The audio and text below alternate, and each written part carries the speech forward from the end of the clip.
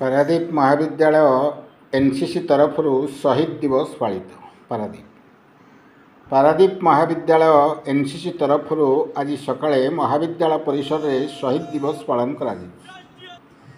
मुख्य अतिथि भाव पारादीप बंदर अर्थ परामर्शदाता डीएन सोंधी, बंदर पायलट एसबी पाणिग्राही जोगदेइथिबा बेले पारादीप कॉलेज अध्यक्षा श्रीमती सस्मिता शतपथी जोगदे शहीद मानक फोटोचित्र रे पुष्पांजलि अर्पण करी श्रद्धांजलि जणाइथिले। एही सभारे अतिथि माने शहीद मानक जीवनी उपरे विस्तृत विवरणी उपरे आलोचना करा जायथिला।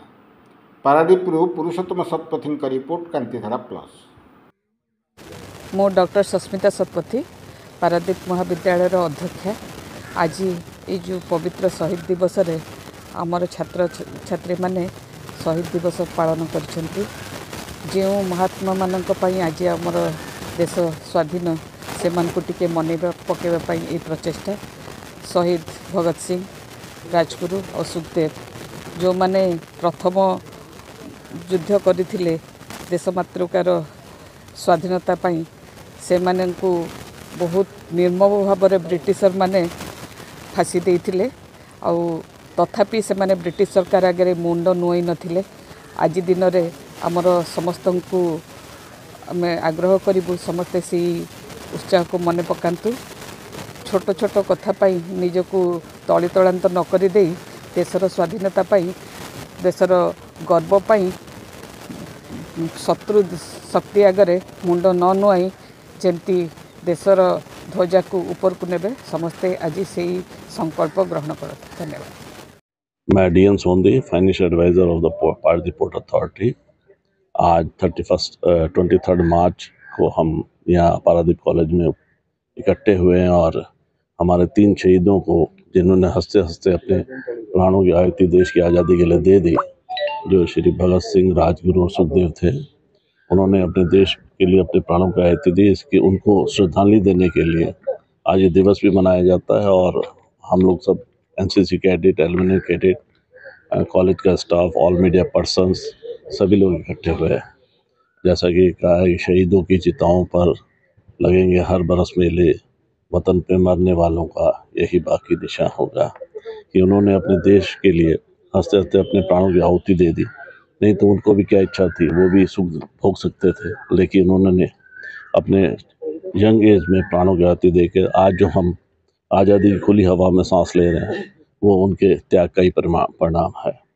और जैसा कि हम ये जानते हैं कि आज से करीब 90 से ज़्यादा वर्ष पहले उनका प्राण उन्होंने दिए और सन 47 में हमारी आज़ादी मिली।